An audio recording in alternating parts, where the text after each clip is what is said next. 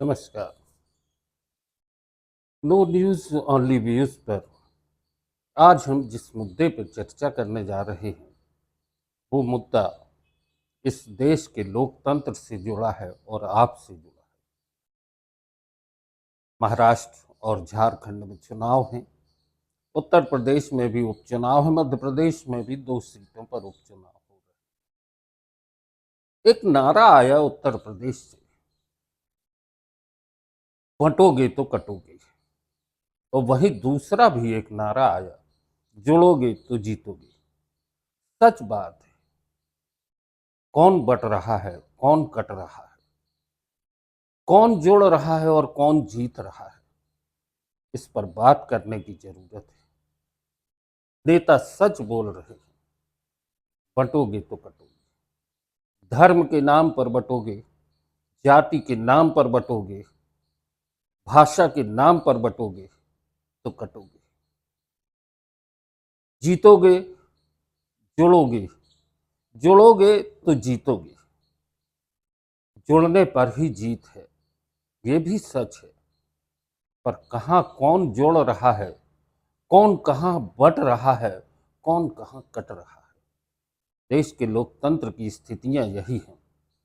कभी हम धर्म के नाम पर बंटते हैं, कभी हम भाषा के नाम पर बंटते हैं, और इसका फायदा उठाते हैं वो लोग जिन्हें सत्ता चाहिए। सत्ता के सिंहासन पर जाने के लिए न जाने किस तरह के जुगत किए जा रहे हैं, न जाने किस तरह की भाषा बोली जा रही है। अभी गोवर्धन पूजा के समय हमारे देश के गृह मंत्री ने एक नई परिभाषा रच दी। उन्होंने कहा, मध्य प्रदेश में कृष्ण के रूप में मुख्यमंत्री मोहन यादव आए। कृष्ण होना इतना आसान नहीं है,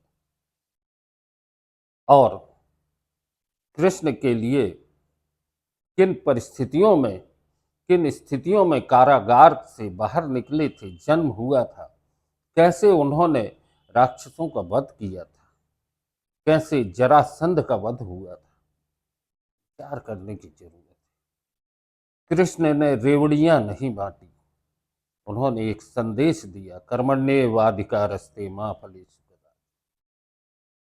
वे सत्ता के लिए लोगों को गुमराह नहीं कर रहे थे, वे ग्वाल बालों के साथ एकत्र होकर उनके भीतर के सामर्थ्य को बढ़ा रहे थे। वे ये नहीं कह रहे थे कि आप भाषा के नाम पर बट जाओ। उत्तर प्रदेश के मथुरा, वृंदावन, यहां से निकल के कृष्ण उड़ीसा पहुंच गए, द्वारिकाधीश हो गए, और उन्होंने वहां पर देश की भौगोलिक एकता के बारे में लोगों को संदेश भी दिया। आज इस बारे में विचार करने की जरूरत है। हम जय भीम, जय जोहार, जय श्री राम, ये सब नारे लगाते हैं, लेकिन हमें एकजुट होकर भारत माता की जय बोलना होगा। हमारे साथ महाराणा प्रताप का शौर्य है, छत्रपति शिवाजी की वीरता है, रानी लक्ष्मीबाई का बलिदान है, रानी दुर्गावती का अमर बलिदान है, और वहीं हमारे साथ अब्दुल हमीद की भी कुर्बानी है जो इस देश के लिए दी गई है। इतिहास बहुत कुछ कहता है, इतिहास से सबक लेने की जरूरत है। अगर देश भाषा के नाम पर बटेगा, छोटे छोटे राज घरानों के बीच में पहुंच जाएगा, तो ये देश टुकड़े टुकड़े हो जाएगा। समझने की जरूरत है, लोकतंत्र की ताकत है। आप पूछिए आंखों में आंख डाल के सत्ता से सवाल, बंटोगे तो कटोगे। आज आपके बच्चे किन स्कूलों में पढ़ रहे हैं, और जिन्हें आप चुन के भेजते हैं, उन नेताओं के बच्चे कहाँ हैं? आज सरहद पर कौन गोली खा रहा है और आज कौन किसान आत्महत्या कर रहा है? पूछने की जरूरत है, बंटने की नहीं। जुड़ने की जरूरत है। जीतने की तो आप उम्मीद तब करेंगे जब आप जुड़ेंगे और जीतेंगे। मेरा किसी राजनीतिक दल से कोई विरोध नहीं है, लेकिन जो भी दो नारे आए हैं ये बहुत सही हैं। बंटोगे तो कटोगे और जुड़ोगे तो जीतोगे।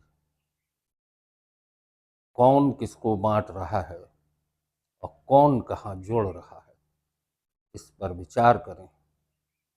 ये त्योहारों का वक्त है। गोवर्धन पूजा हो चुकी है। भाईचारे के संदेश भी जगह जगह आ रहे हैं।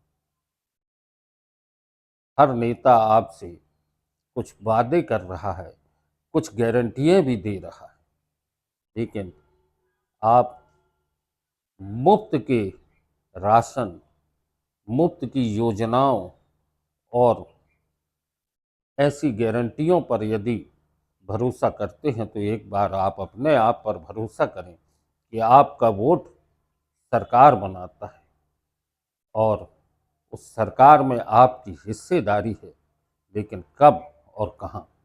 केवल ये चुनाव में अपनी वोट दे के आप अपने आप को देश का नागरिक बोलने का कर्तव्य न निभाएं। आप अपने विवेक से अपनी सत्ता की सहभागिता और साझेदारी में अपना योगदान दें। जुड़ोगे तो जीतोगे, बंटोगे तो कटोगे। आज बस इतना ही। नो न्यूज़ ऑनली व्यूज़ पर आज की चर्चा बस यहीं पर। धन्यवाद।